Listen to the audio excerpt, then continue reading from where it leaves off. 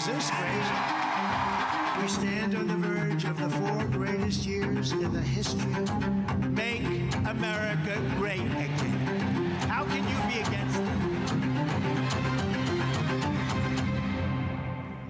President Trump has made a huge pivot and is now embracing cryptocurrency just a few years after saying it was dangerous.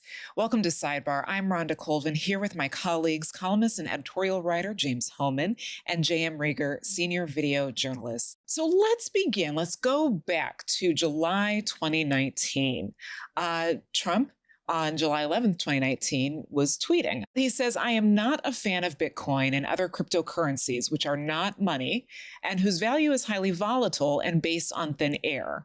Unregulated crypto assets can facilitate unlawful behavior, including drug trade and other illegal activity." Now, let's fast forward to last Friday at the White House. Last year, I promised to make America the Bitcoin superpower of the world and the crypto capital of the planet, and we're taking historic action to deliver on that promise, as you know, around the table. Yesterday, I signed an executive order officially creating our strategic Bitcoin reserve, and this will be a virtual Fort Knox for digital gold to be housed within the United States Treasury. That's a big thing, Scott. So going from I'm not a big fan to now the U.S. is going to be the crypto capital of the planet. What do we know right now about how Trump is embracing crypto? And really, what is crypto? If you guys want to go ahead and jump into that too. I mean, it's been a huge shift for Trump, and a lot of this is kind of a political calculation. They supported him significantly in 2024, and the crypto industry, super PACs affiliated with crypto firms, plugged over $130 million into the 2024 campaign. Trump spoke at a crypto conference in summer of 2024, and as now crypto czar David Sachs got a primetime speaking slot at the first night of the RNC. So this is really a political shift as much as anything else from Trump, but it's kind of riddled with various conflicts of interest, both for him and for other folks in the administration. Crypto didn't just spend $130 million on the election. The industry also spent $71.4 million lobbying Congress last year. And that's a lot of money. And Trump is making sort of a pander in some ways. I mean, he was right in his earlier tweets about the problems with cryptocurrency. That hasn't changed. But Joe Biden and really his SEC chairman, Gary Gensler, were pretty aggressive at trying to clean up the crypto markets, put in some guardrails. Crypto is used for financing terrorism, for ransomware attacks. It's how governments like North Korea finance their activities because they can't really use the global financial system. And the Biden administration went after some of these bad crypto actors, and Trump was able to appeal to them by saying, look, I'm going to, as he put it at that event we just saw the clip from, I'm going to end the government's war on crypto. And people were pretty excited about that because literally people have made billions and billions of dollars off of this. And we've seen some real tangible results from that already, including before he was even sworn in terms of things that his administration, he announced this reserve, this crypto reserve, which now has come to fruition somewhat. We have to kind of see how some of this plays out. Whether this is going to require an act of Congress, I think is still a little murky for folks. But he announced that last summer.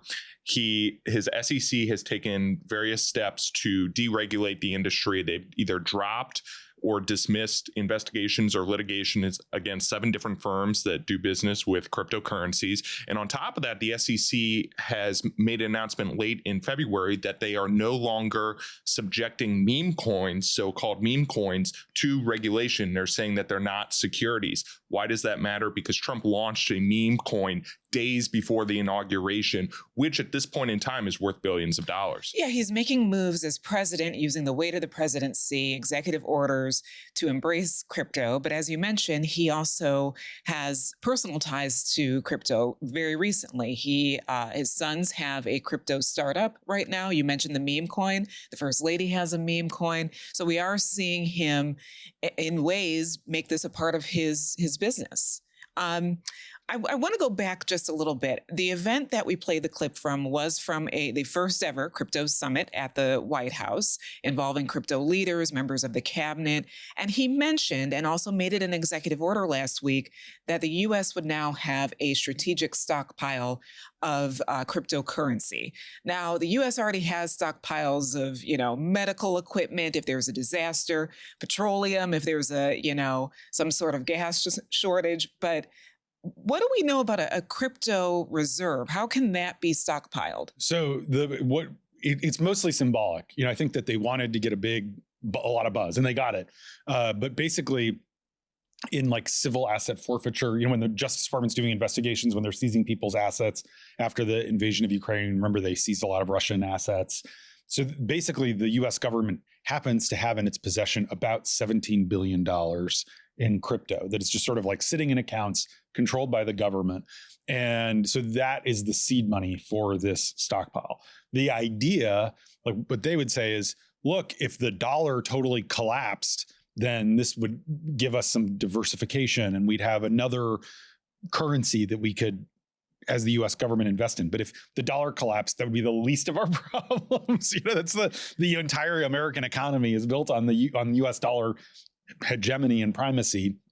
But there were some crypto people were stoked about the summit, but who felt like Trump had really jacked up the price of Bitcoin and some other lesser known cryptocurrencies by saying we're going to create this reserve.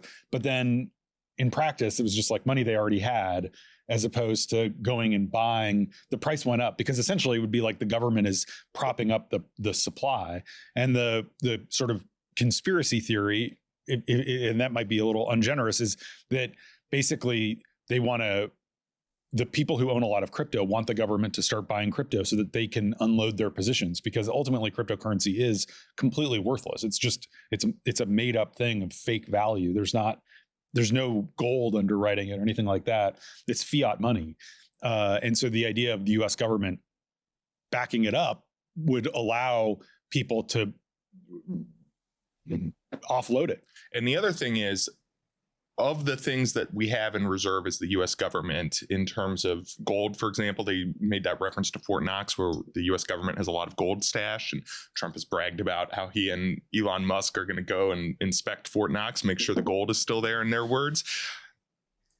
Crypto is a uniquely volatile security or asset to hold in reserve. Bitcoin alone has jumped up and down repeatedly over the last few months. It spiked 15+% after they announced the crypto reserve, and then dropped 15+ points in a matter of days. That is not common in the stock market. And just for perspective, as folks are covering the tariffs and Trump's actions on the economy, we're having market watchers and business reporters, kind of freak out over a 1 or 2% drop in major stock indices. So when we're talking about a reserve currency or a reserve just to, whether it's to guard against inflation, have an alternative to the dollar, Trump has floated that this might help us pay down some debt that the country has.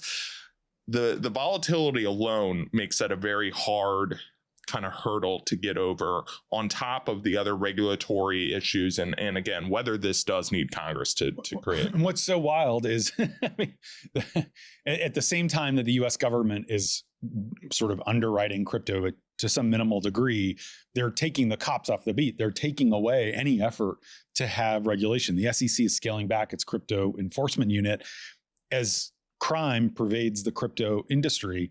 I mean, just last month, the North Koreans, hackers with the North Korean government, stole $1.5 billion from the crypto exchange Bybit. It was the biggest theft the industry's experienced. There's just tens of billions of dollars of fraud. The volatility means some people are making money, but a lot of people are losing money and they have no recourse. There's not a government to back it up. It's not, like the FDIC means that if your money's at Wells Fargo, and Wells Fargo goes belly up, you're going to get, $100,000. That's not the case for crypto. You can lose everything. And so it is a Ponzi scheme. And now you have sort of the inmates running the asylum, or the foxes in the hen house, whatever analogy you want to use. Well, let's talk a little bit about who may benefit from this, because the readout that I've seen from this meeting, the crypto summit, is that the industry leaders were kind of leading the way. They're kind of informing the people who can actually make decisions for the federal government, informing them on what ways this will work. So, and we've seen that before. We've seen that with tech on Capitol Hill, when tech leaders are telling lawmakers how the industry should run, and lawmakers may not have a lot of insight on it. But if we talk about the winners of Donald Trump deciding to embrace crypto, who are those winners? And first, let's start with David Sachs. He is now the crypto czar. Who is he, and what is that? What's important to know about David Sachs is he has been heavily influential in Trump's sort of shift on crypto here, especially over the last year. David Sachs is what's known as an angel investor. So he will put in seed money, initial funding money into a variety of companies. The list is very long, but some of the major ones include places like Facebook, Uber, Airbnb. He was an early investor in each of those places. He was also an early executive at PayPal, which was co-founded by Elon Musk and Peter Thiel. All these folks are now obviously in Trump world, right? David Sachs got that primetime speaking slot at the RNC over the summer, and now has been appointed crypto czar. This is a kind of Silicon Valley move in play here by Trump. Crypto is very big in Silicon Valley, and also the push to deregulate. So when we talk about folks who stand to gain from this, folks who own crypto, and until recently, David Sachs now says that he's fully divested, although we're waiting on those ethics forms to come through to confirm that, but for years owned a lot of crypto. We talk about someone like Elon Musk, very involved in cryptocurrency. We talk about someone like Scott Bessent, the Treasury Secretary, owned a lot of crypto, claims he has now divested that. Tulsi Gabbard, director of national intelligence in the Trump White House, owns crypto, has an April deadline to divest. And Howard Lutnick, Commerce Secretary, his firm, Cantor Fitzgerald, is the primary banker for Tether, which is the crypto stablecoin linked to the US dollar. Lutnick has now passed on kind of day-to-day control of Cantor Fitzgerald to his sons, which does pass conflict of interest rules. But all of this is very, very murky. And we should also point out that Trump and his chief kind of negotiator, who he's sending all over the world, Steve Witkoff, both of their families are very engrossed in this crypto world. You mentioned the meme coin, you mentioned the startup, the crypto startup that they founded. Witkoff says that he's in the process of divesting from that. But all of this is really, really murky and fuzzy and cloudy. And yet again, the story with Trump and with his administration is you have these massive potential conflicts of interest just sort of shading all of this. The Trump coin, the Financial Times did some great reporting where they actually tried to dig into how much money did Trump and the Witkoffs make off of this, because it's gone up and down and it's basically this made up thing and it really spiked. And the Financial Times calculated that Trump's crypto project made at least $350 million. So you can see on the screen for those watching that when it launched, it went really high above 70 and now it's fallen to about 10. But the Trump folks were selling on the way down. So they've actually pocketed hundreds of millions of dollars from this. They got the last laugh. Even it still has a kind of a notional value of multi-billions of dollars.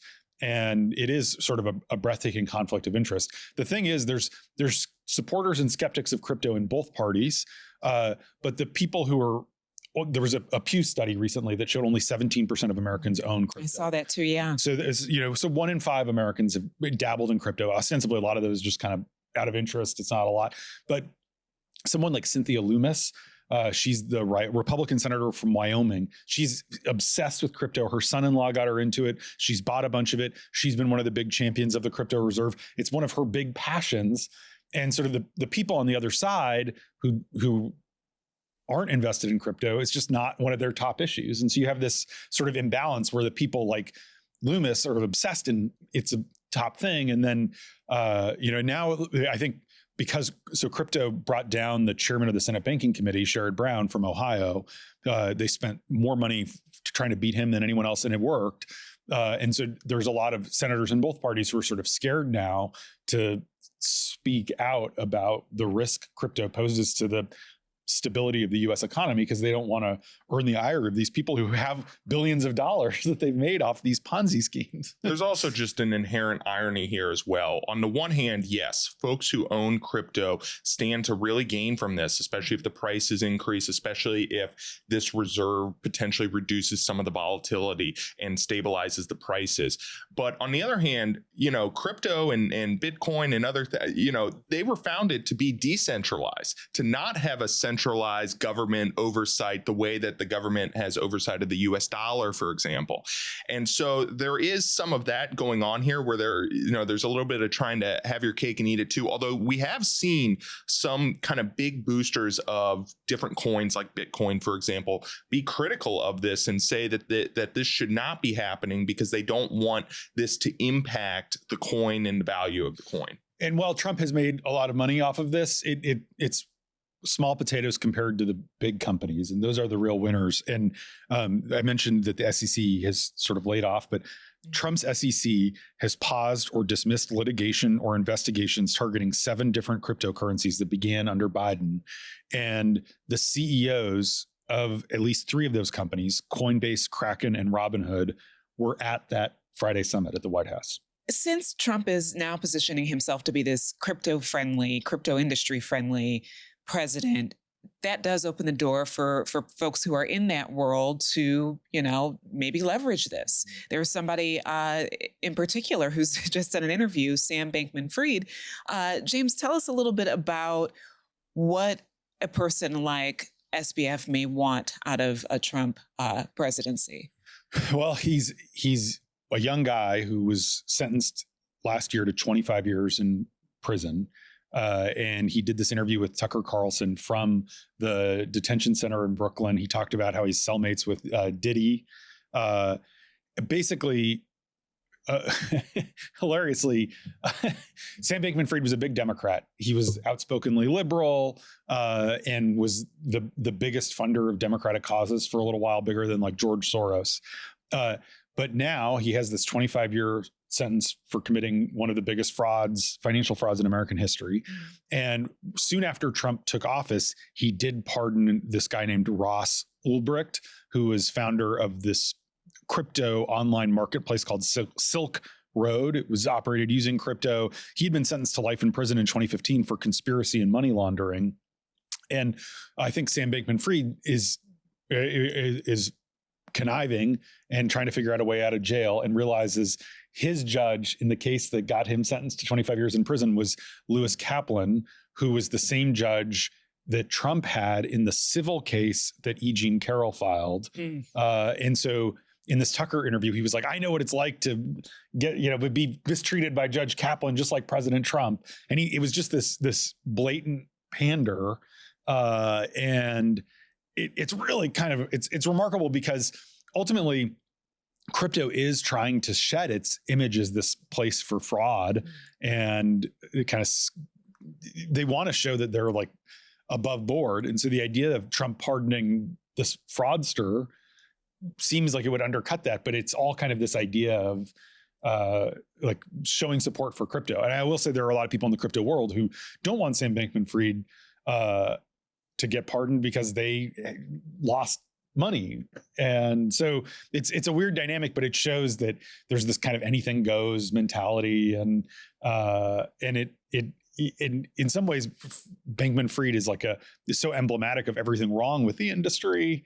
And yet he's kind of reminding people why this is not a good investment. Yeah. And you also have the founder of Binance, who also went to jail. So glad you bring that up. Yeah. Briefly for money laundering charges. Money laundering is a through line on a lot of these charges with these crypto exchanges and firms, who's also kind of floating, oh, maybe I can get a pardon as well. And there's reporting out there that Binance is in talks with Trump family members on bringing them on board. And it's a little murky of what that would look like. But this is what we mean when we talk about how cloudy all of this is, how the conflicts of interest are just pervasive throughout this entire process. Yeah. And mentioning the conflicts of interest, one of the things that stood out to me near Inauguration Day when Trump unveiled his meme coin, and the First Lady did as well, I was thinking, remember how many people had problems with Trump buying the post office here in DC, turning it into a Trump hotel? There were Democrats on the Hill saying, federal workers, mainly the Secret Service, are having to pay to stay there, and that's personally benefiting the Trumps. So there were a lot of calls of concern. Are we seeing that now, given that he is personally involved in crypto and now also involved in it and trying to make the administration more friendly to an industry he could benefit from? Are we seeing the same type of concerns? In some ways, the conflicts of interest that Trump was accused of in his first term are sort of small potatoes compared to what we're seeing already in Trump's second term. Cryptocurrency, I think, is the latest example of that. What we've talked before about his family's investments overseas and how he's been doing dealings with the Saudis, all the trips to Trump properties, which have continued to go on. All of this shades and colors his administration because he hasn't divested from anything. And so when we're talking about cryptocurrency and we're talking about this reserve potentially boosting the asset prices, and Trump has this meme coin, and the SEC now says that they're not going to regulate or oversee this meme coin, and it's fluctuating, but it's still worth billions of dollars. That's a significant conflict of interest that overshadows all of this. I'm so glad you brought up the postal law. In the first term, Trump made a show of like, I'm going to be hands off with the Trump organization. I'm turning control over to my sons. And they had a press conference with a lawyer who talked about all these steps he was taking. They haven't even pretended this time. They're just sort of cashing in. Trump's raising money for his presidential library. Trump's basically shaking down companies for settlements to settle frivolous lawsuits. It's open season. And it's pretty wild that there isn't more blowback, honestly, by people. I think a lot of senators are afraid to anger the crypto industry, and a lot of Republicans are terrified of crossing Trump. You also have to wonder if it's the flood the zone mentality too, that there's so much going on that maybe the crypto summit didn't really hit with a lot of people, but yet it is something, notable to look at. Oh, 100%. And I was just going to say, on to your point, you kind of made reference to this earlier, but we should point out that members of Congress have also received millions of dollars in campaign contributions from the crypto industry. So it's not like this is just Trump and Trump alone. There's a lobbying effort kind of across the board to do this. And now they have someone in the White House who's more friendly. Yeah. And you did mention that Ohio Senate race and how crypto really did fuel the Republican who ended up winning that Senate seat. We're going to move on now to another topic. And I guess we thought we might have been done talking about confirmations. It appeared that most of the cabinet level positions, they have cleared the Senate. But there was one today that made news, and that was Trump's pick for the CDC leader, David Weldon, who is a former congressman, was on the Hill for almost 2 decades. He was about to go into his confirmation hearing with senators, and then the White House pulled his nomination. What do we know so far about that? High drama. He was literally driving over to Capitol Hill when they pulled his nomination. And he found out from the White House. There's some reporting that Robert F. Kennedy Jr. Didn't think that he was ready for his hearing. He would nominally be his boss. And that RFK, who's a big vaccine skeptic, thought that he didn't have good enough answers for the committee about vaccines and his past vaccine skepticism. And I think it would have been a brutal confirmation hearing. Democrats would have ripped him apart. And remember, you have these pro-vaccine Republican senators like Bill Cassidy, an MD from Louisiana, who I think would not have been on board with Weldon for this really important job. I mean, we're 5 years after COVID really blew up. I mean, this week it was 5-year anniversary that, Tom Hanks got COVID and they shut down that basketball game in Oklahoma. And it was the week Trump declared a national emergency, everything and it's a timely reminder of how awful important the CDC is when there's a crisis, and you want someone who knows what they're doing and who has some public health experience. It also comes as two of his other top health appointees have been advancing. his FDA pick and his NIH pick have both advanced out of committee now. But both of them have been skeptical at times of vaccines. COVID vaccine in one case, and Marty McCary, who's the FDA pick, had cast doubt in a podcast on the hepatitis B vaccine and it not being 100% safe. I'm heavily paraphrasing there. But the fact that those folks got through gets back to this reporting that we have on RFK and Weldon here. But it is remarkable that this is only the second person who's been who's been put forward by Trump, because again, we go back to this 2 months ago. There was a lot of skepticism on who could get through for Trump. What a Hegseth, could a Gabbard get through? Could an RFK get through? All three of them got through. So he's been broadly pretty successful in getting these nominations across. So even the fact that they had to pull one, and then in addition to other reporting out there about why it's been pulled, is in it of itself notable. All right, JM, James, thank you so much. Good conversation. And thank you all for joining us. And we will be back on Tuesday with Sidebar. I'm Rhonda Colvin for The Washington Post.